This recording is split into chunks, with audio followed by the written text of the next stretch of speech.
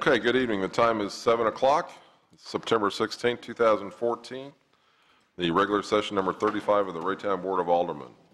I'll ask at this time our friend Larry Cleveland to come forward and deliver the invocation, please.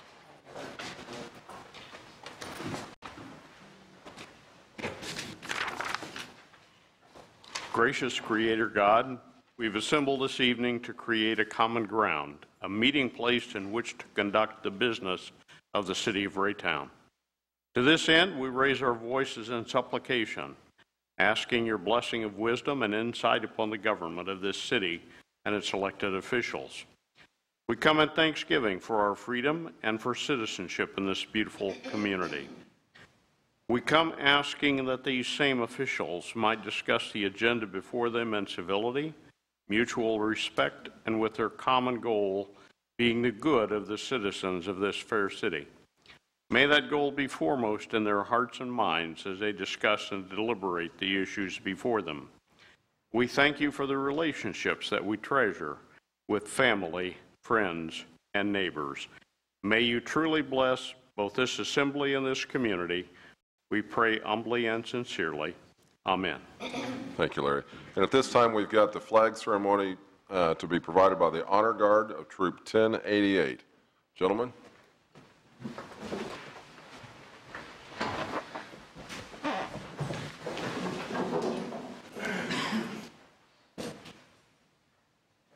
Color Guard advance.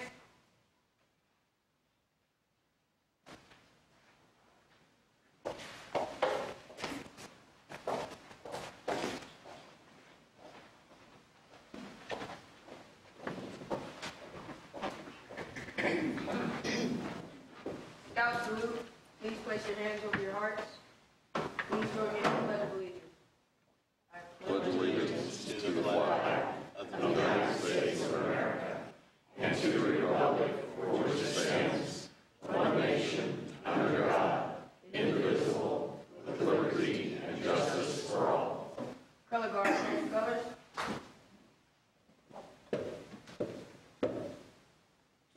Color Guard retreat. Thank you, Troop 1088.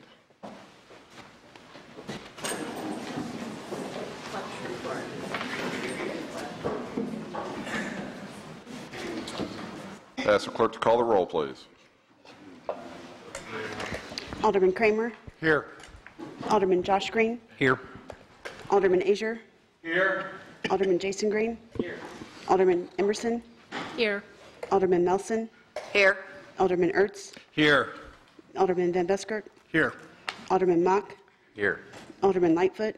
Here. Okay, we have several proclamations to give out at this time. I'm going to first read the one related to Brewer and Shipley Day. This is at the upcoming event of our Arts and Music Festival, Raytown's 2014 Arts and Music Festival on September 27th. The duo, most widely known for their intricate guitar work and vocal harmonies, continue to produce melodic music and underlying lyrical themes of personal freedom and traditional songs of love that resonate with both old and new fans. And whereas Brewer and Shipley, the American folk rock duo, enjoyed most of their success while being residents right here in Raytown in the 1970s. Whereas Brewer and Shipley have agreed to support our city by headlining the Raytown's 2014 Arts and Music Festival on September 27, 2014, bringing a level of excellence to this event. I, David Bauer, Mayor of the great city of Raytown, do hereby and in recognition of this event, do hereby proclaim September 27, 2014 as Brewer and Shipley Day in the city of Raytown and encourage all Raytown residents to join me and this board in recognizing their music. Signed this day, September 16, 2014.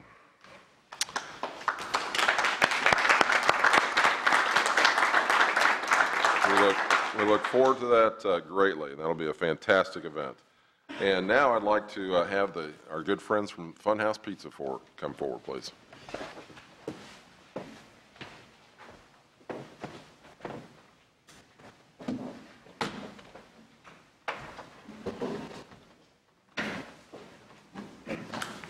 This one is especially one of my favorites is I spent a great deal of time at Funhouse Pizza.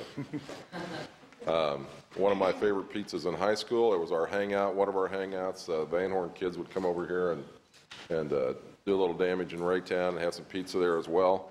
But I can attribute this waistline of mine to good Funhouse Pizza.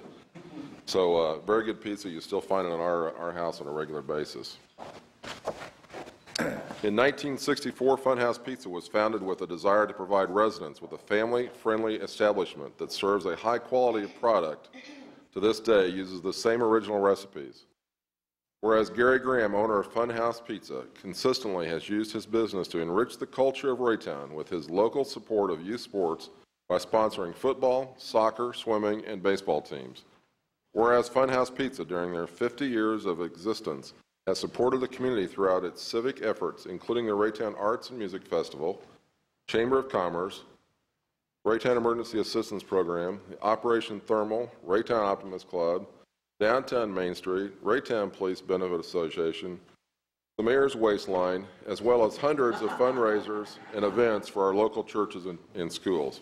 Funhouse Pizza has provided essential employment opportunities for residents of Raytown and contributed to the character and unique appeal of our community. Funhouse Pizza has provided countless memories for Raytown residents, both past and present. The City of Raytown recognizes the important role that Funhouse Pizza and Gary Graham have had in our economy and their strong commitment to our community. I, David Bauer, Mayor of the City of Raytown, on behalf of the Board of Aldermen, do hereby proclaim today, September 16th, 2014, as the 50th anniversary of Funhouse Pizza Day in the City of Raytown, and encourage all residents to order the combo and to join with me in recognizing Funhouse Pizza. Gary, thank you for all that you do. Thank you very much.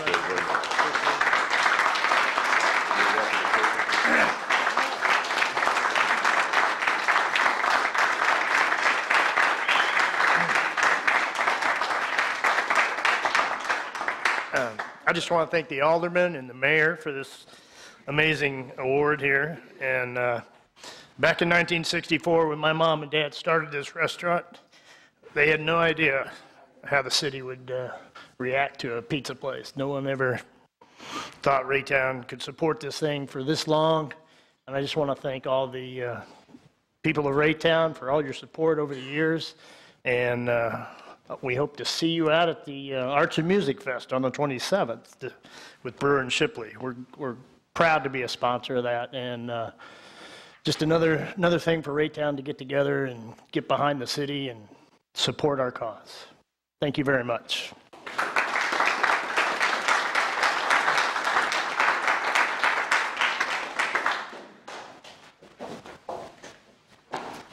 Where's Brenda? Here comes Brenda. This year, Raytown again participated in the Municipal Challenge across the metro area, and our team, as usual, did quite well. We came in third overall, but that's amazing when you consider that we have to compete with the much larger cities, not necessarily the more physical or more able in sports, but those cities of Independence and Blue Springs as well. Strangely enough, I actually won second place in the Mayor's Challenge for basketball. We had a bunch of other short people out there, so the slam dunk was a lot easier this year.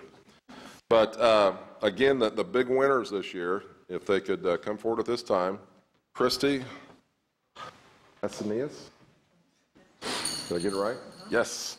Christy won first place in disc golf, dodgeball, football toss, hot shot basketball, and kickball. First place being the gold medal.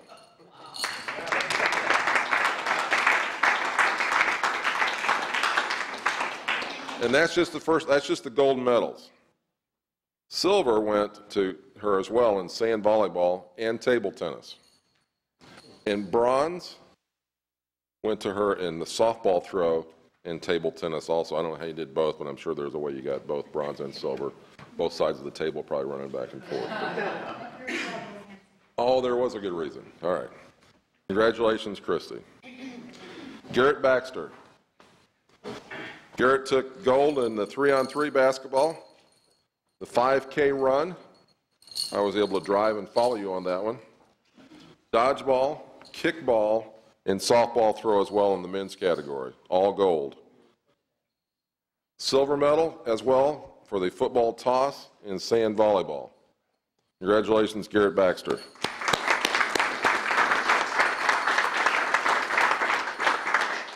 A familiar face to a lot of us, Jason Hansen.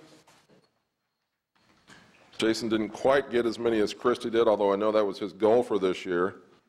Jason took the gold in the eight ball doubles. What's 8-ball doubles? Pool. 8-ball. Got it. 8-ball doubles. Gold also in dodgeball and gold in kickball. He also took the silver in 8-ball singles, sand volleyball, table tennis doubles. Congratulations, Jason.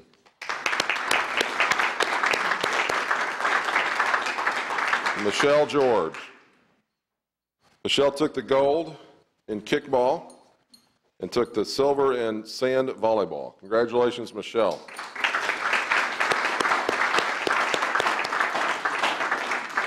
Melanie Schaefer. There she is, taking camera. Somebody else can probably handle the camera while you come up here, right? Hello, I just participated. Thank you, Melanie, for participating. Thank you. Melanie participated. There you go. There you go. Others with Melanie also were Scott Peterson, Jocelyn Logan, Dave Turner, Doug Jonasy, June Van Loo, Sean Diddy, Andy Boyd, and that's it. But we had a great showing. We had a great showing against some really tough competition out there. I was especially happy you all were there to cheer me on for my silver, which I was happy to have. But very proud of these folks and what they do, and our city fared very, very well, and I'm continuing to be proud. And on behalf of the board, thank you each for your participation.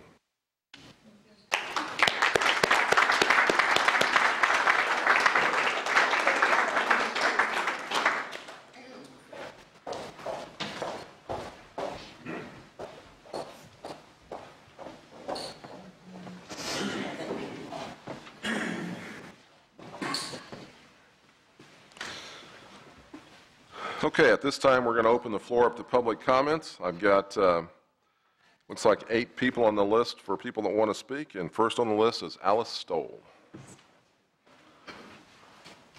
This young lady, for those that don't know, Alice is probably the most active person in all of the city of Raytown, and we love her dearly. Thank you. There are a couple of things we want to talk about, and the first is if you've had an opportunity out here in the big hallway, please take time to look at that. This is Constitution Week, beginning tomorrow, the 17th to the 23rd, and we have been to all the kindergarten classes, and they have a This Is My Country, and they've signed, every one of them has signed these, and some of them are printed backwards, but you know, we know who they are anyway, and at least we're showing that they have an early interest in the history of our country. And so we do have the big, let's see, we have the proclamation from the mayor, and the Marguerite McNair chapter and the Council on Aging are sponsoring this, and you'll have a chance to look at it too. And the other thing, and you'll be seeing more of it, we are having our 6th annual tribute and thank you to all the American veterans and veterans' widows. And this is coming up November the 9th. We know it's early, but we want you to put it on your calendar. It's a special time. We have Representative McDonald, our Mayor Bauer will speak at it, and we have the men's chorus, Kansas City Men's Chorus will be there.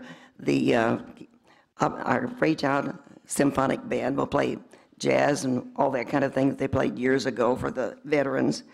And we have a social hour too, but it's a wonderful thing, so we hope people will come. And here again, notify the veterans and veterans' widows. And thank you. We'll look for your coming. Thank you. Thanks. I'll be there. Thanks, Alice. David Hartman is next. Welcome, Mr. Hartman. Thank you. My name is David Hartman. I live at 9935 View High Drive in Kansas City, but I also own and lived at 8524 Oxford in Raytown for 30 years. And I'm an employee of the City of Raytown Public Works. I know that you're getting ready to finalize your budget for this year, and there's a couple of things I wanted to point out to y'all. Currently, we are two members short on our crews. We have been since February or March. There's another man that's leaving next week, going to new employment, and two others that I know of that are actively seeking employment. And I'm looking for a way to move up and better myself as well, because Raytown starts everybody at a nice even $12.91 an hour, and there is no provision for incentive or merit raises at all in the city of Raytown. At one point in time, as we took tests and gained certificates for various projects, the signs and signals crew and work zone safety certificates, things like that, we used to get, I heard, $1 an hour for each of those certificates. Then I heard 50 cents an hour. When I got mine, not so much anything at all. In the first year that I worked for the city of Raytown, I applied myself and took information that I had gained at other places of employment and applied that to the hazardous waste storage, the collection of things that we had sitting in the back lot. Heritage Crystal Clean said they'd come out and take care of that for $3,000. I took the information that I knew and $300 worth of cement and disposed of all that, and never received any kind of thank you or remuneration for that. I worked on floor cleaning equipment at previous employment. I worked on the floor equipment for the city of Raytown just because I know how to do it. They said I had the time, go ahead and do it. I took care of it. And these kinds of things, as I was doing them, my coworkers would tell me, "You're wasting your time, man. We don't do merit raises. There's nothing you're going to get for this. You're just wasting your time." And unfortunately, it seems like they're right. As employees of the city of Raytown, we operate equipment that costs anywhere from $60,000 to $250,000. You entrust that with us, and we go out and take care of the city's needs, day or night, in snow and rain and everything else.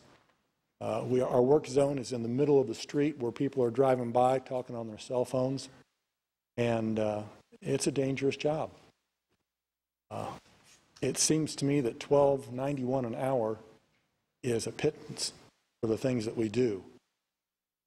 When we are on call every 6 weeks or so, receive a call at 2 a.m. because their storm has come through and the lights are out. You have to go out in that total darkness, rain, hail, or whatever, clean up downed trees, place stop signs at controlled intersections that are no longer functioning correctly. We're called out for a period of 3 hours. That's 3-hour show-up pay. We go out, we take care of that job, take care of the things that were done. If another storm line blows through before that 3 hours is up, we have to come back in and continue to work without call-up pay because we're still on the clock. It's just all included in things we're already doing, even though we've already gone back home and gone to sleep. When the snow comes, I go from a day shift worker, 7 to 4, to a night shift worker, 6 p.m. to 6 a.m. at the drop of a hat. We come in and wait for the snow to come in when everybody else is sitting in their houses because the snow's coming. Got to be safe. Don't go out. We go out and we plow the streets. And the thanks that we get from a lot of the citizens is throwing snow shovels at us, complaining because we blocked their driveway with the snow that was in the street. And we've had the police called on us a couple of times as well for that. So I just think, we're an underappreciated group in general, and that I hope that you would correct that to some extent as you discuss the pay that you're going to give for us this year. Thank you very much. Thank you, sir. Catherine Nelson, before you come up, we do have one public hearing on the agenda for tonight. So if you're here to talk about item 6, the public hearing regarding property tax levy, we need you to speak at that time. But anything else is fair game. So Catherine Nelson. Totally confused me. I didn't know whether I was supposed to come up or not. Are you here for the public hearing. I'm here for the development on 51st and Blue Ridge. Then you're here at the right time, right place. You are here at the right spot. Maybe 2 feet to your left so we can hear you, though. Thank you. I'm Catherine Nelson. I live at 5228 Fuller Drive. I'm the weed in the flower garden. I live in Kansas City, but it's not my fault. I was up here last summer with some of my neighbors with concerns over the flooding from the new development. We have flooded 3 times this year. The first time was April 23rd when the Raytown Water Department had them flush the pipes. Why didn't the water go into the detention basin? Then the next time was July 8th. We had a 2-inch rain, had the same flooding problem. And then August the 6th, we had that electrical storm, and we had a torrent that went through our yards, and it brought a lot of sediment with it. It went around the cul-de-sac, up the neighbor's driveway, and it left a lot of mud. She had to shovel out her driveway. And Jason Hansen and Andy Boyd came out and looked at it, and she told them that the water had come up farther than it had ever come before. So it's a scary thing for me to go through. I have some questions for you. Where is that settlement coming from? I think it's coming from the development, not the, I'm the low point in the whole process. Why are we flooding if the detention basin is supposed to keep us safe? What's going to be done about the flooding? And how will I get answers for my questions? Do I need to come back to the board meeting, or will somebody contact me? I haven't had very good luck with people contacting me. I've talked to John Benson and Jason Hansen and Andy Boyd, and I have to come up here to get my questions answered. So that's my question. Thank you. I thank you. And unfortunately, our practice at this time is because we don't know the answers to your questions, Well, we listen, but what we'll do is we'll find out what's going on with that, and someone from Public Works or our city administration will be contacting you. And I've got you at 5228 Fuller, 356. 5228 Fuller Drive. Fuller, 356-6820. Someone Yes. from our staff will be contacting you. I'm sorry, I couldn't hear you. Someone from our staff will be contacting Okay. you for sure. So I won't need to come back up to a meeting? If you have to come back up here again, we got a problem. So staff will be talking to you. Okay, All right, thank you thank very you. much. Amy Kirkpatrick. A familiar face. Welcome, Amy. Hello. I'm Amy Kirkpatrick, and I live at 5229 Fuller Drive. And I didn't know what I was signing, so I just want to say that I very much support my neighbors. My only, when we were first approached about this development behind our homes, we were assured that this flooding would not take place. And that development company, didn't. I think everything fell through, and this is a new company and a new project that I really haven't been all that attuned with everything that I've got going on in my personal life. But it is our cul-de-sac in the spring.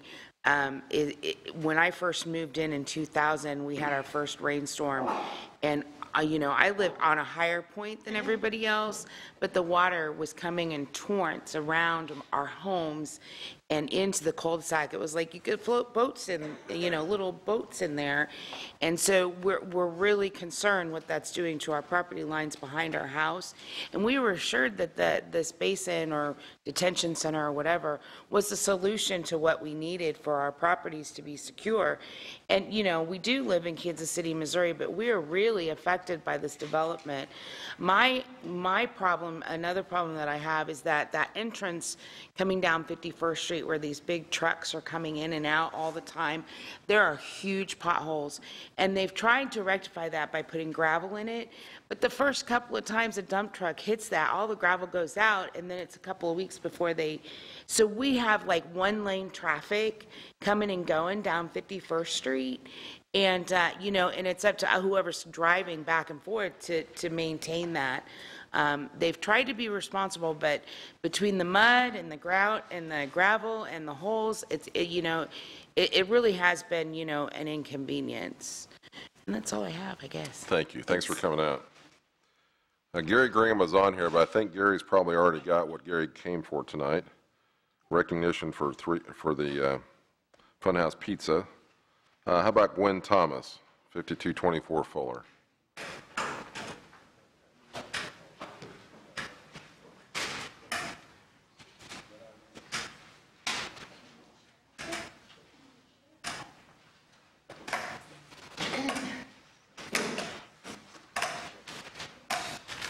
You've made a sincere effort to be here tonight. Thank you.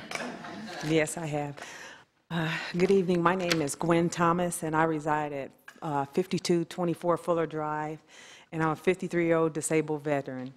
And I share the same concerns as with Amy and Kathy Nelson do. I'm concerned with the nuisance actions of the contractors developing, in our backyards. The stormwater runoff has left little small swells of water in my backyard. We've, because of the unearthing of the grounds there for the development, we've had raccoons and all sorts of little animals to seek, I guess, refuge in our basement window wells. Also, my property has suffered mold. Down in the basement, it's become extremely moist, and so there's mold around the baseboards. And so what I wanted to know was if we could get copies of, well, we want to hold the contractors accountable, the contractors and the developers accountable. We would like to see copies maybe of their inspection sheets, their best management practices, their stormwater pollution prevention plans. We just want to make sure that there are no system fallacies, and we're not aware of that. Our properties are flooding, and there should be some kind of recourse. Hopefully they have liability insurance of some sort. We don't necessarily want to go to court at this point in time, but I do think that mediation would suffice right now. So the concern is pretty grave as far as our property being damaged and stuff. So we would like to request a mediator, specifically one that has an engineering background, at their expense, or we could share the expense or what have you. But we need to get together and have a sit-down meeting and talk about this because our properties are being damaged, So it's almost like I told you so. Again, but it's come to what we'll fruition. do is we'll ask our Public Works staff to take this and come back to this board and announce what's being done about that. So that's about the best thing we can do tonight. Okay. But I do appreciate you coming out. Yeah, and we will greatly appreciate being acknowledged and, and have a voice in this matter. You have been heard, and thank you for representing us. Thank you, Mayor. As a veteran, thank you. Thank you, everyone else. Next is Woody Whitman.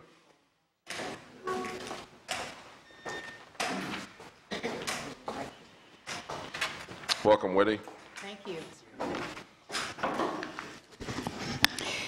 Good evening, ladies and gentlemen. our Honorable Mayor, David Bauer, the Board of Aldermen, and the fellow Raytown citizens, members of the Raytown School District. I was shocked to view a TV news report on NBC very recently regarding the Missouri schools' test scores, which revealed the rating system of the 12 largest school districts in the surrounding Kansas City area. Raytown School District earned the very disappointing low rating of number 10. Now, despite the fact that the Kansas City School District was given a rating of 12, it had improved by 6 points from the previous years, whereas Raytown School District dropped some 13 points below that of the previous year. I was really alarmed when I saw this report. Blue Springs received, now that's the Blue Springs area, and school district received a number 1 rating. However, I can remember that more than 30 years ago, potential homeowners looked to Raytown first before investing in a home because of the Raytown School District's outstanding rating of number 1. I understand that our school district recently implemented the Common Core approach to educating our students. The school district's method of teaching math is making it extremely difficult for parents to help their children with their math problems, which only causes problems for the parent who wants to help the child. I am meeting with Dr. Markley, our superintendent of schools, next Tuesday afternoon at 1:30 to see where the problem lies and what the residents of the Raytown School District can do to help. I have learned that parental involvement in the PTAs is extremely poor, and it is my hope that with a grassroots initiative, parents will become encouraged to be greatly involved with the PTA to enable both parent and teacher to work together to help excel the child's knowledge and better prepare the student for the future when that student becomes an adult. Therefore, this evening, I'm proposing the energizing of a grassroots initiative comprised of our school district's residents who, like me, feel that we need to energize parental interest in PTA, efforts to have parents involved with the teacher in helping to prepare the student for the future. I feel that it might be a good idea to have several of my fellow district residents join with me in researching this math concept so that we can pass our newfound math concept knowledge on to both parents and students by offering them the knowledge that we have learned. I feel that the grassroots initiative can help our school district and its students achieve a much improved rating in the metropolitan community. If you own a home in the Raytown School District, you have an investment that is suffering due to our district's poor achievement rating. Hopefully, you will want to join this grassroots initiative to help improve our students' education while also improving the value of our real estate investments. If you seek better economic achievements in our children and an increasing value in your home investment, take it from me with a 25-year background as a real estate broker. Everyone planning to move to Raytown will consider the school district and its rating when planning to invest in here. If you are interested, please call. Telephone number 737-6003. Leaving your name and phone number, someone will contact you shortly thereafter. Thank you. Thanks, Woody. Okay, that completes the list of those that wanted to sign or speak to the board tonight. Does anyone else at this last minute want to address the board? Once, twice, moving on. A lot of things have happened since our last meeting, and want to be sure to let people know what's cooking. We had a big celebration this past Saturday night. There were plus 140, 150 people gathered for our senior celebration. Alderman Melson was present, as was our Tom Cole, the MC. We had a great time. We were seen to be doing some dancing and having fun in our little city here with all walks of life, and it was a fantastic night. Many people, many organizations came together for that, primarily the work by Vicki Turnbow in the chamber, but a lot of other organizations came to play that night in making that happen. It was a big time, and I really appreciate all the work that everybody put together. And for all those toes that I stepped on that night dancing, I forgive you. I hope you're healed up by now. We had the Toast of the Towns a week ago Saturday, the 6th, where we recognize our Citizen of the Year. It's always phenomenal to me. We always have a big picture taken of all the people that are at that night, that celebration. Truman Heartland has our celebration, and there were probably close to, I would say, 40 Raytown citizens either involved in the meeting or in the celebration, were hosts as such, or were honorees. And it's always a big time for the city of Raytown, and it's something we should be very proud of, the number of people that we have celebrated over the years, and those that are still a very big part of our celebration day in their daily walks of lives here in our city. Just came back from a 3-day trip to St. Charles, Missouri, where we had the Missouri Municipal League Conference. A lot of cities were there, a lot of activity, a lot of legislative actions were taken, a lot of legislative actions were celebrated, and that we celebrated working to help override those that wanted to, or help to not override the governor's veto of many bills that would have affected us from a monetary standpoint in a very big form. So that was a big time.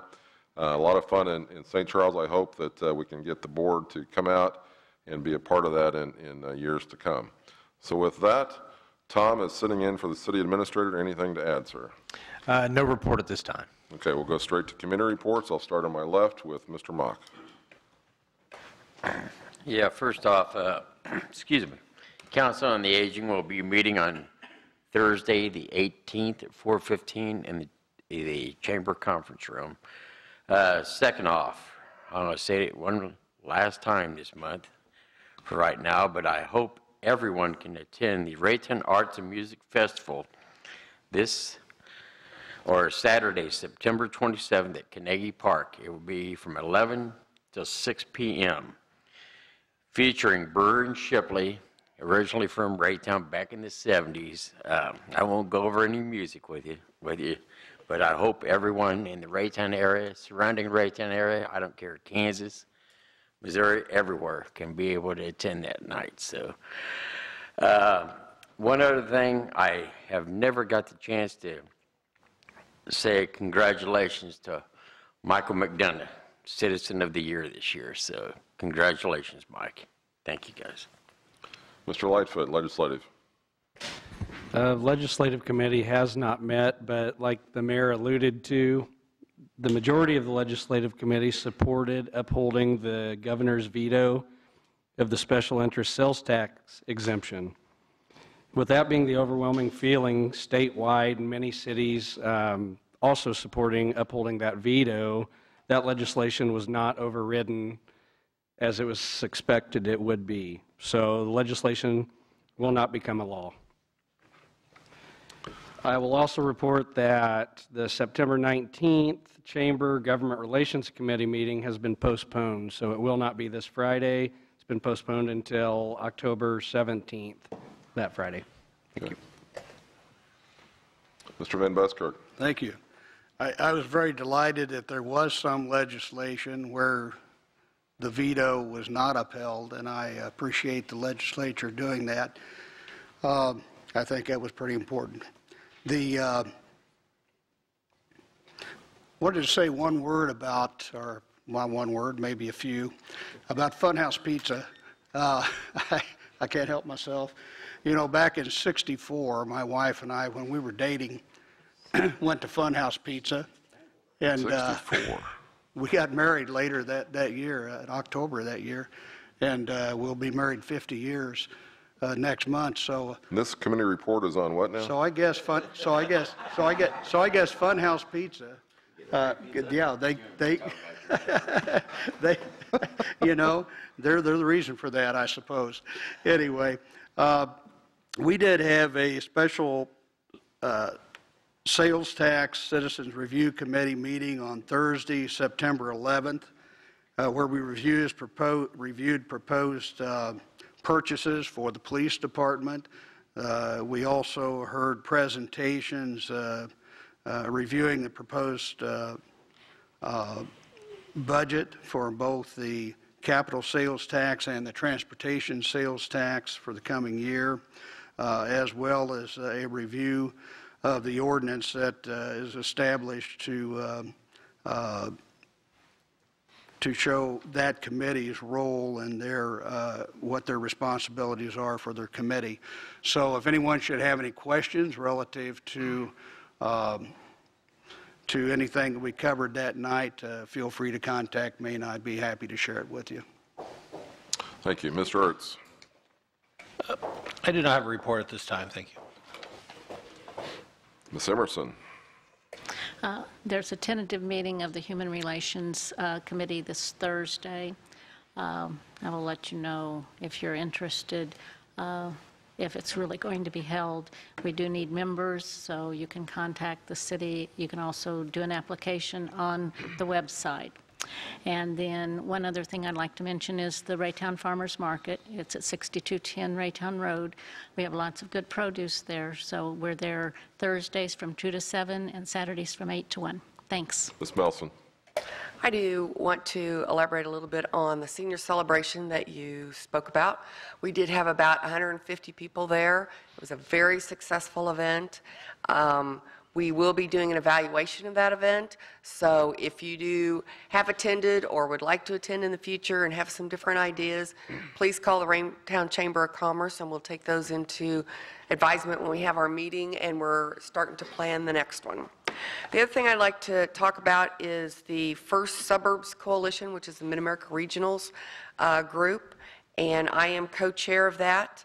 It is 17 cities that surround the Kansas City, Missouri city of Kansas City, Missouri, and those communities meet every other month or every 3 months to discuss certain items that we all have in common.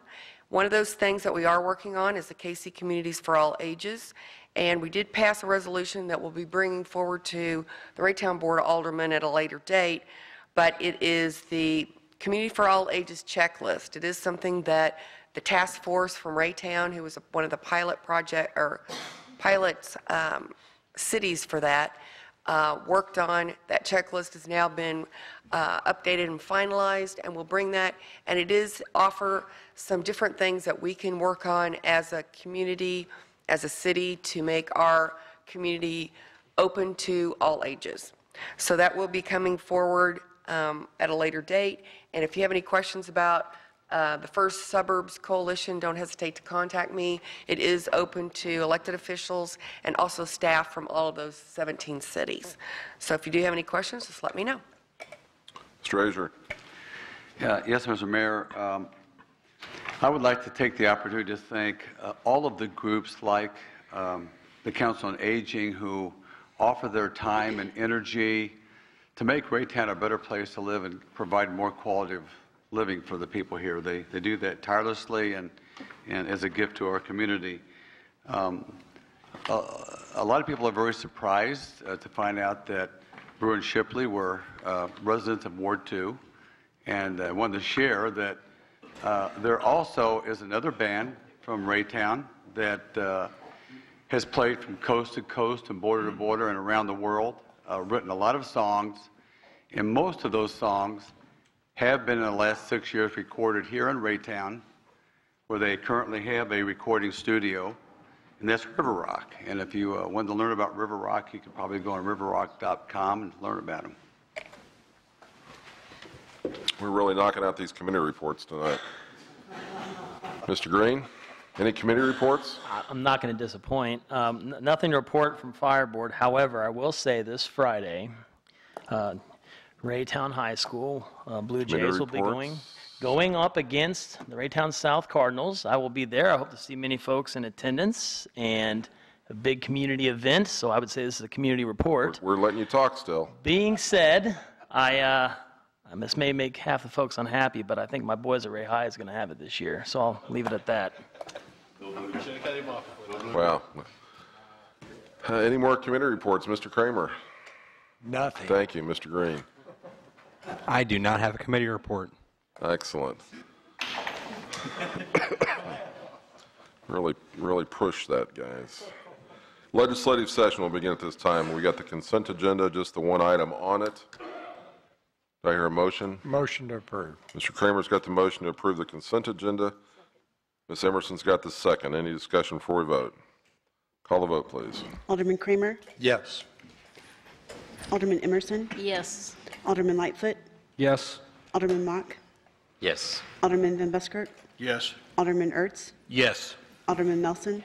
Yes. Alderman Jason Green? Yes. Alderman Azier? Yes. Alderman Josh Green? Yes.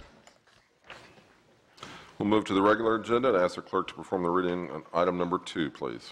A resolution authorizing the city administrator to enter into an agreement with Vance Brothers, Inc. for the 2014 lightweight aggregate seal project in an amount not to exceed $183,330. Mr. Knoll, although we already added to your plate some research that's got to be done on a neighboring development, could you please comment on this subject, sir? Yes, this is our annual project as part of the pavement maintenance program for a lightweight aggregate. We issue a notice to bid in several locations online and then also in the paper. As is typically the issue, we get one contractor actually submitted on the bid, which is Vance Brothers. They do a good job for us. There were several others that picked up the plans for the project, but they just simply declined to submit a bid for the project, probably due to the size and that they're not very close to our location. Typically, they're based in western Kansas. Once they find out that it's right next to their competitor, they typically don't actually submit a bid, but that does help us in keeping some of the prices consistent. So this year, our total project is for the actual bid was $174,600.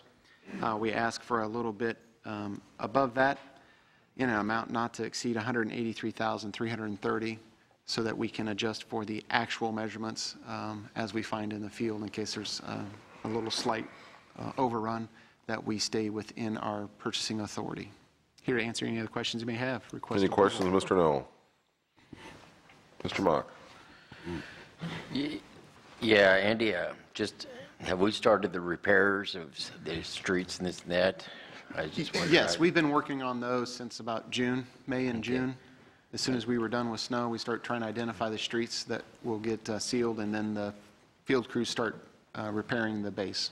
Yeah, I was just down Hedges, Willoway today, and a couple other streets, just looking around, just wondering how I saw a patch or two. Correct. I didn't know if you were going to be doing any more work on those streets itself, but you know, just let me know later on that. Okay. And I'd like to make a motion to approve. Second. Mr. Mock's got the motion to approve, second by Mr. Azier. Into discussion, still on item number 2. Mr. Mayor. Mr. Kramer. Every year we discuss this, and I'll just get it out of the way. As far as dust prevention, I know we've had one bad year. It was a couple of years ago, and last year was better. Have you had discussion with Vance Brothers in regards to keeping dust down? That will be an item that we discuss in the pre-construction meeting. Okay. That very first year, that was they applied the aggregate at such a rate to make sure there was no oil that would get tracked anywhere. They were concerned about that, and that caused that high level of dust when you came back through to vacuum it up. Since that first year, that's one of the things we've worked with them, and and they've been great to work with in addressing that dust issue. We make sure we don't put any more down than we have to, and we make sure that they're aware we're willing to close that road for about 30 minutes if we need to. They typically like to do it where they don't have to close anything, and to do that, they would put more aggregate on. So now they tend to try to detour traffic around so that they don't have to over-apply that, and then that keeps the dust down when they come through and sweep up any loose aggregate. Okay, thank you. Mr. Van Buskirk. We just received the one bid, is that correct? That's correct, from Vance Brothers. Okay. If you don't mind, Mr. Knoll, just a brief explanation again of what the lightweight aggregate seal does, why we utilize it. I still get calls, even though we've been doing this for several years, and I've explained this to a lot of people. I still get calls from people saying, why are we doing that instead of overlaying our streets? Well, I always explain the reason, but again, if you could just give a short explanation of that for those who might be tuned in on TV or who might listen to this presentation, I'd sure appreciate it. Great. Thank you for the opportunity. Basically, lightweight aggregate seal coat is a preservation treatment where we're trying to preserve the quality of the roadways that we have so we can get as much useful life out of that asphalt as we can. This is not to add, adds very little structural integrity to the roadway. That's why it's imperative that we come through and repair the major failed areas along the roadway before we come through and seal it. They come through with the oil and it seals every single crack along that roadway. That is what shortens the lifespan of our roadways, is that water getting into the base, gets wet, allows the pavement to move around, and then it fails. So that's why it's important for us to seal the entire roadway. That oil has also remained somewhat flexible, so as the road, it's going to move a little bit, but as it moves, it doesn't crack, it flexes so that it keeps that roadway sealed up. And then the aggregate provides a wearing surface so that the cars aren't wearing on the oil, they're wearing on the aggregate. So that's a modified oil that's modified with basically water, but it works very well. And then this extends the life, significantly adds another 7 to 10 years minimum to the life of that roadway for about $2 a square yard. Whereas to mill and overlay is going to be in excess of $10 a square yard. So for about a fifth of the price, and you add in some money for the base repairs that we're doing, but we get a nice consistent roadway that is consistent in texture and presentation with the color that should last quite a bit longer. So that's why we do it, so we can extend and stretch those dollars as far as we possibly can. And where we do need to overlay streets, we are doing that, correct? That's correct. Sometimes there's a roadway that is simply too far gone, will take too much repair to bring it up to an acceptable level. So that's where we'll come through and mill and overlay that street, such as example is 82nd Street along our detour route from the 83rd Street sanitary sewer project. That street is just, we can't save that one with lightweight aggregate. Nothing's going to hold it together. So we simply have to remove it and replace that with an overlay. So sometimes they just get too far gone, and we've run into a couple of those every year that we have to do that. So, thank you for doing that again. I think I've asked you to do that every year, and I appreciate it. Could you come back next year and do it too? Well, I think we'll have to leave that up to the next person to do that. Thank you. Any other questions or comments? We've got a motion and a second. No other comments? Ask clerk to call the vote, please. Alderman Mock. Yes. Alderman Azier. Yes. Alderman Josh Green. Yes. Alderman Jason Green. Yes. Alderman Melson. Yes. Alderman Van Buskirk. Yes. Alderman Lightfoot. Yes. Alderman Kramer. Yes. Alderman Emerson. Yes. Alderman Ertz. Yes. And item number 3, please. A resolution authorizing the city administrator to enter into an agreement with Thorne & Sons Asphalt Paving for the 2014 asphalt overlay program in an amount not to exceed $330,000. Mr. Knoll, anything to add, sir? I'll take this one. Mr. This is Hampson. our annual overlay, 2-inch of asphalt. These, how many streets? 1,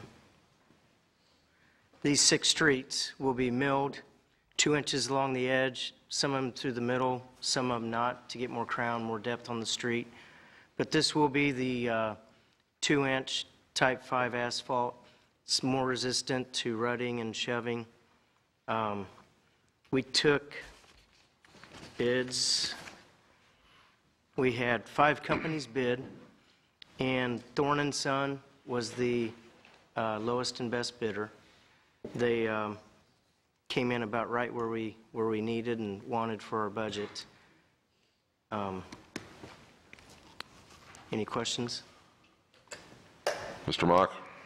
Go ahead. Somebody else is ahead. What? I think it's Mr. Van Busker. I'll follow him up if I can. Oh, for crying out loud, Thank one you. of you make your question, please. Okay, good. Okay, we had 5 sealed bids this year. Yes. We have a Raytown contractor this year, Thorne & Son. It's been around for a long, long time. It's good to see this, or hear this, I should say. There's concerns that I've had, in fact, with 83rd Street about the manhole covers. This, about getting those raised, the rings on getting them raised back up. We make sure that we take a good look at that, make sure those manhole covers are level with the asphalt itself. Yeah, it's a very difficult thing with all the water valves, the manholes, AT&T, the city. The process goes so fast, and it's almost impossible. The best way to do it is typically after the fact. Sometimes we can get a very good match, but as you mentioned, Thorne & Son did do the paving on 83rd Street for our sewer project. They were the subcontractor. That project there was probably close to $200,000 for the milling and the overlay. So it will be the same contractor that did 83rd that does the rest of the streets. Okay. Well, thank you very much. Mr. Van Buskirk? I'd like to make a motion that the resolution be approved. Second. Mr. Van Buskirk's got the motion, seconded by Mr. Azier. Item number 3. Any further discussion? Mr. Mayor? Mr. Azier? I just wanted to add, it is, for me, good to see a local resident get the bid. I know Mr. Thorne and his son and grandchildren attended Raytown High School, Raytown South. They've been residents of this community for decades, and they, over the years, have picked up a number of small projects, so I'm pleased to see that they got our major project this year. And I'm sure they'll do a good job. Any other comments? We've got a motion and a second. No further comments. Call a vote, please. Alderman Van Buskirk? Yes. Alderman Azier? Yes. Alderman Mock? Yes. Alderman Jason Green? Yes. Alderman Ertz? Yes. Alderman Emerson? Yes. Alderman Kramer? Yes. Alderman Lightfoot? Yes. Alderman Josh Green? Yes. Alderman Melson? Yes. Very good. Item number 4, please. A resolution authorizing and approving a surcharge for criminal cases filed in the Raytown Municipal Court. You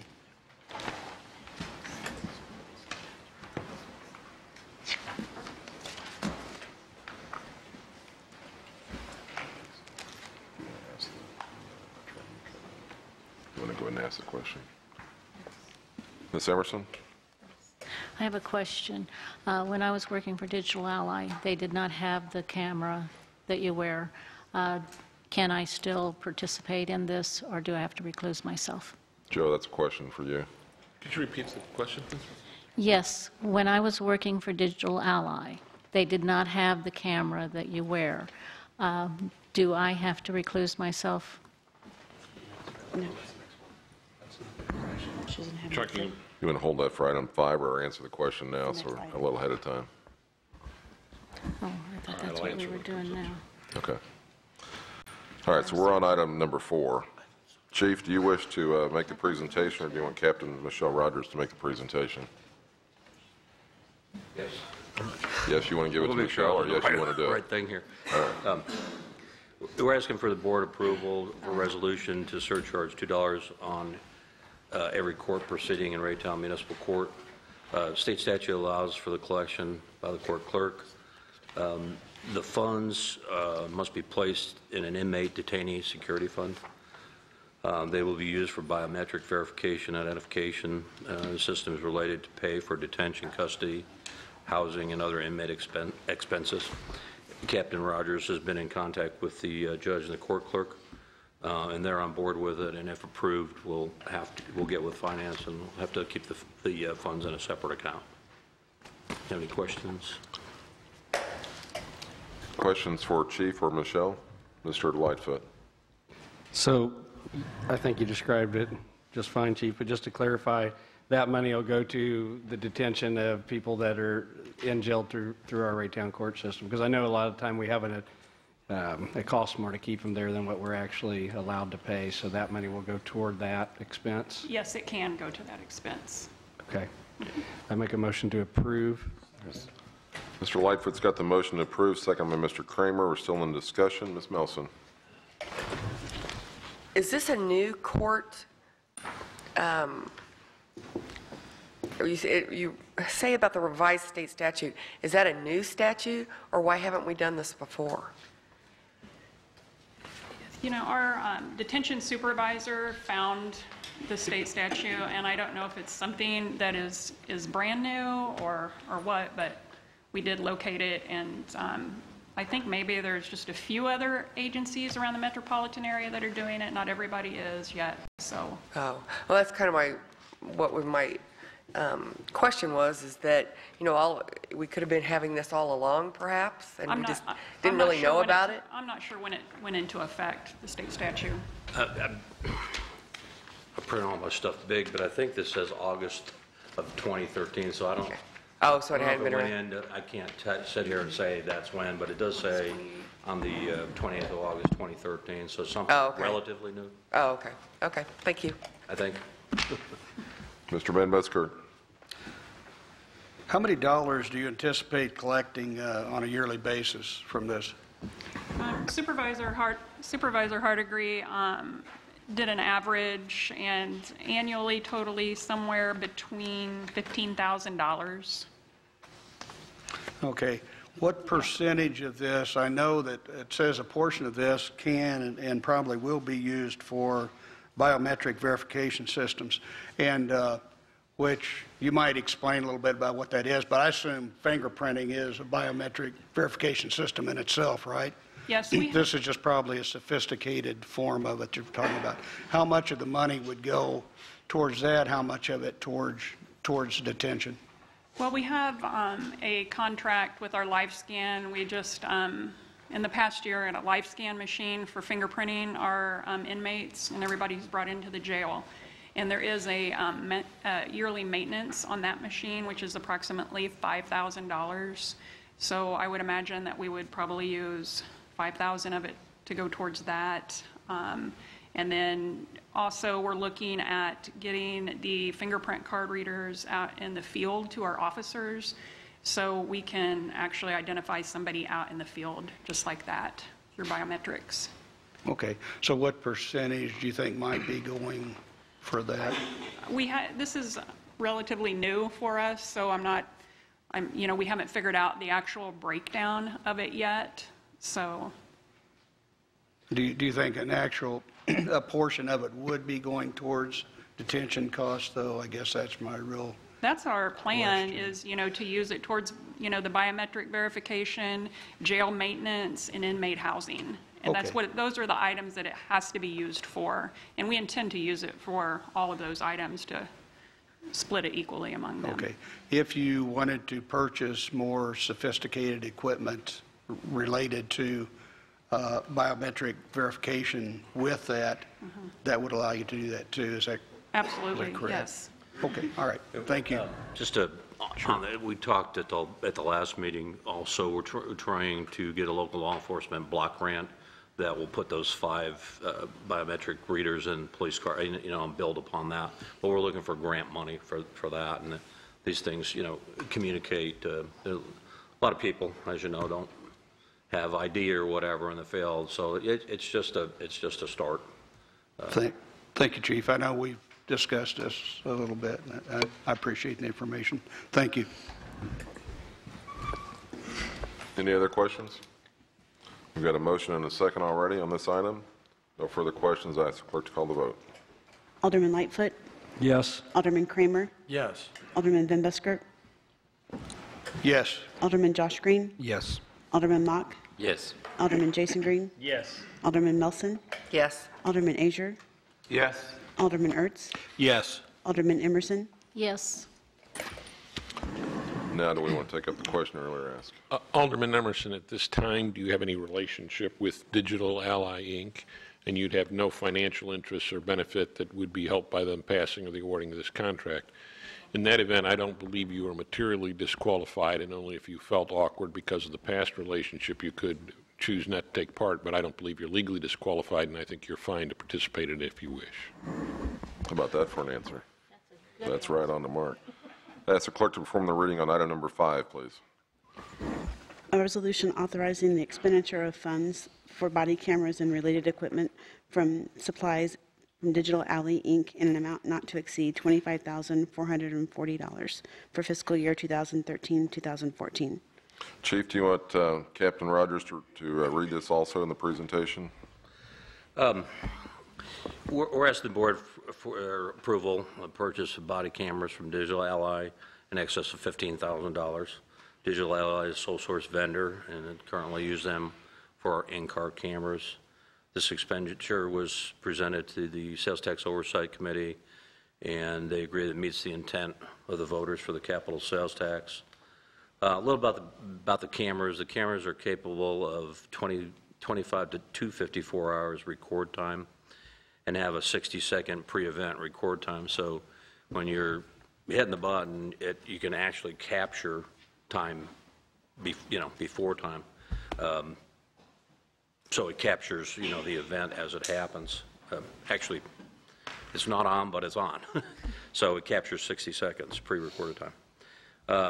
They're capable of 4.5 hours of continuous record, and the camera helps protect against false accusations, declare citizen complaints, reduce agency liability, helps collection of evidence, professionalism, and perception. This is a non-budgeted item, however, we're using available budgeted funds with capital sales tax, and we're asking for board approval. Have any questions? Michelle will answer them. Chief reads, Michelle answers. Okay. Any questions of Michelle? Mr. Van Buskirk. Refresh my memory here. How many cameras are we purchasing? Approximately 31 cameras, and then the software upgrade. Right. Who specifically will those be assigned to? I guess my question is, and maybe you can give me an explanation for that, the necessity of purchasing that many cameras, or can cameras be moved from shift to shift and, officer to officer, or is it necessary to purchase that many? And you explain for me, if you will. It's easier to purchase for each individual officer. The 31 cameras are going to outfit our patrol unit, including corporals and sergeants right now. And I believe it is necessary that each officer has their own body camera assigned to them. It can be, it'll be in their name. If we need to search for video, we can search by the officer's name. They'll be responsible for it. They'll be responsible for charging it, downloading it, giving it to the sergeant to download. It would be nice to be able to even, purchase more down the line to upfit our detective unit also with body cameras. I can certainly see the benefit of it. I know there's some flaws too, because I'm sure a camera only sees what's, the camera sees. It's not seeing things peripherally necessarily that, to the side of you. But I certainly think it will be a good thing for us to have.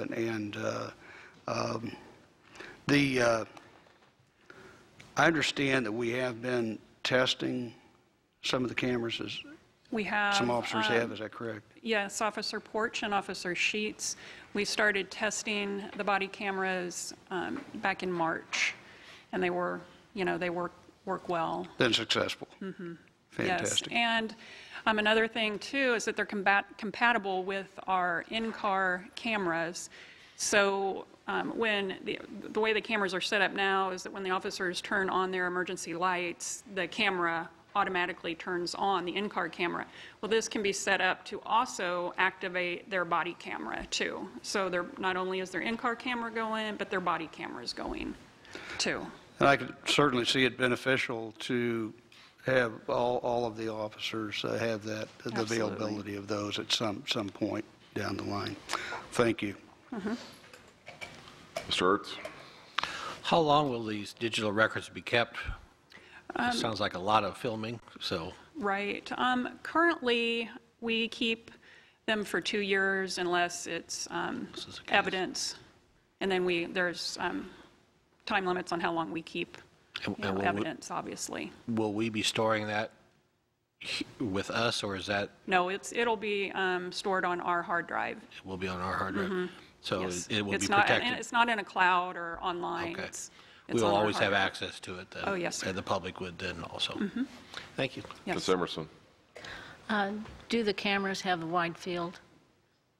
They do. I'm not quite sure. I don't have that with me on how wide it is, but it's, by watching the video from Officer Sheets and Officer Porch, it's a pretty good field and very clear picture. It's HD quality, and it's just like you're there with them.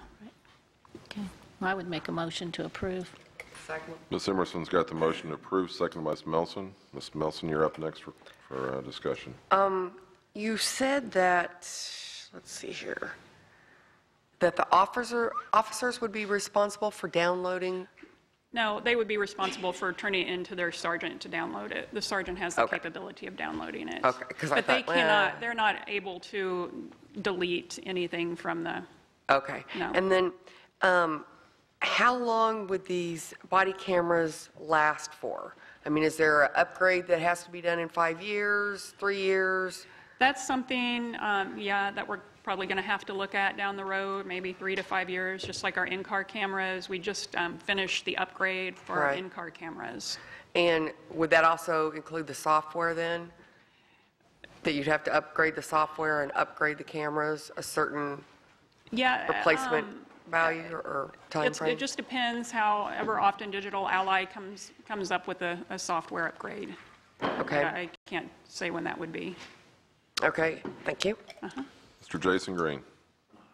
Thank you. And like Alderman Van Buskirk mentioned earlier, obviously, you're not going to be able to see peripheral vision with these or smell with these, and things such as that, or, maybe even hear certain aspects, but obviously this is a good step. I think, like I mentioned, the budget meetings, protect the city liability-wise. I think this is a smart move, and I obviously will support this. Thank you. Mr. Josh Green? Thank you, Mr. Mayor. I would also agree with the other Alderman Green. I think this is a great step towards protecting the city from any liability. Also, I just think it's overall good for the police department. It can be used for training purposes and stuff like that as well. But I do have a few questions. I think you you answered the first one for me, but I didn't hear it. How long did you say the battery life was on these cameras? 2 to 5 days of instant, or 2.5 days of instant record time, and approximately 4.5 hours of continuous record. Okay. And it records 25 to 54 hours of record time. And that's with that up to 60-second pre-event record, too, just like our in-car cameras do. Okay, so basically normal situation, it'd be lasting for about 25 hours. Yes. At minimum, okay.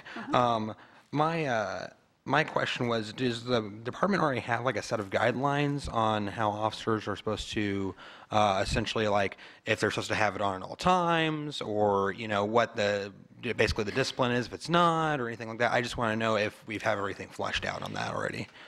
I'm currently working on the policy for our body camera. We do currently have a policy for our in-car video. I am probably a quarter of the way through the body camera policy, but no, we will have the policy in place. Okay. Yes. And I figured it'd probably just be kind of like adapt over what you can from that. And then whenever you guys get that finished, if I can get a copy of that emailed to me, I appreciate it. I just, just kind of interested. Also, do we have a specific amount of time for how long we retain that data, or is it just? Well, right now we keep it for approximately 2 years unless it's evidence within a case. Mm-hmm. And if it's evidence or something that's going to go to trial, we do keep it longer. And then we'll also, download it onto a CD and store it in evidence also that way. Okay. All right. Thanks. Mm-hmm. Ms. Emerson? What is the warranty on it? I believe it's a 1-year warranty. I'm not quite sure on that. But, with Digital Ally, we haven't really had any problems with them. They are really, really good at working with us and, getting us the help that we need with our in-car cameras. I've been really pleased with their service they provide. Well, I knew on the rearview mirror cameras that it was a 2-year, but this is a 1-year, you think? I'm not sure on that, the warranty on the camera. I can check on that and get back with you, though. If you would, I'd appreciate Yes, it. Thank you. Mm-hmm. Very good. We've got a motion and a second. Any further discussion? Call the vote, please. Alderman Emerson? Yes. Alderman Melson? Yes. Alderman Kramer? Yes. Alderman Ertz? Yes. Alderman Jason Green? Yes. Alderman Josh Green? Yes. Alderman Van Busker? Yes. Alderman Azier? Yes. Alderman Lightfoot? Yes. Alderman Mock? Yes. Very good. Captain Rogers, thank you for your presentation. Item number 6 is a public hearing to consider, to establish the annual property tax levy rate for the year 2014. I'll ask the clerk to perform the second reading on this at this time. An ordinance establishing the annual property tax levy rate for the City of Raytown General Operating Fund and the Park Fund for the year 2014. We'll reopen the public hearing at this time. Tom, from your side, anything to add since the last meeting? There is no additional information. Again, each year the state of Missouri requires us to establish our property tax levy by October 1st. Again, each year the levy can shift up or down based on the direction that the assessments go. And again, that's not to increase necessarily new money into the city, but simply to provide for a stable platform that we can plan on for year to year. In this particular instance, the assessments are a little bit down this year. So based on the formula that the state of Missouri gives us, we are allowed to increase our tax levy rate by 0.0046 cents per $100, which would put us at a rate of 37.4 cents per $100 in total. Very good. Any questions of Mr. Cole before we open it up to public comment? Would anyone in the audience like to address the board on this particular matter at this time? Okay, back to questions. We'll close public comment. We'll go to questions. Mr. Green. I was just going to go ahead and make a motion to approve. I'll close the public hearing then, and we'll go straight to the board discussion. You want to offer the motion to approve? So moved. Mr. Josh Green's got the motion to approve, seconded by Mr. Ertz. Discussion before we vote on this. Mr. Van Buskirk. Well, this is an exercise we have to go through every year and a game we have to play. And of course, I'm very familiar with the Hancock Amendment and how that works, and the fact that we cannot increase taxes without going to the taxpayers. And this is to prevent that, certainly, because if property values go up and we keep our mill levy the same, then we would get an increase. We do get an increase for relative to the consumer price index, though, right? That is built into it. So there's another increase that we do get each year. And I think that was, this year, that was what? 1.5? I believe so. Is that correct? Okay. My problem with this is that I understand it. I understand the necessity of our getting the revenues.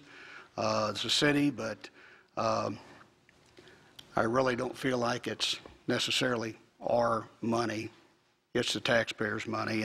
And when you have a situation where the value of property goes down, and if that individual sells their property, they will get less for their property because the value is less. But they have to pay the same amount in taxes. I really don't believe that's fair. And I understand that if it went the other way, what we would have to do, and I understand the potential loss in that, but I just, in good conscience, can't vote to support this, and I will be voting no. And I know that there's always an argument of, well, it's not a lot of money, but obviously it's enough that we're going through this process and we are increasing it, or asking for an increase in the mill levy. So I will be voting no. Thank you. Further discussion? We got a motion and a second. No further discussion. Call the vote, please. Alderman Josh Green. Yes. Alderman Ertz. Yes. Alderman Jason Green. Yes. Alderman Van Busker. No. Alderman Emerson. No. Alderman Melson. Yes. Alderman Azier. Yes. Alderman Mock. Yes. Alderman Kramer. Yes. Alderman Lightfoot. No.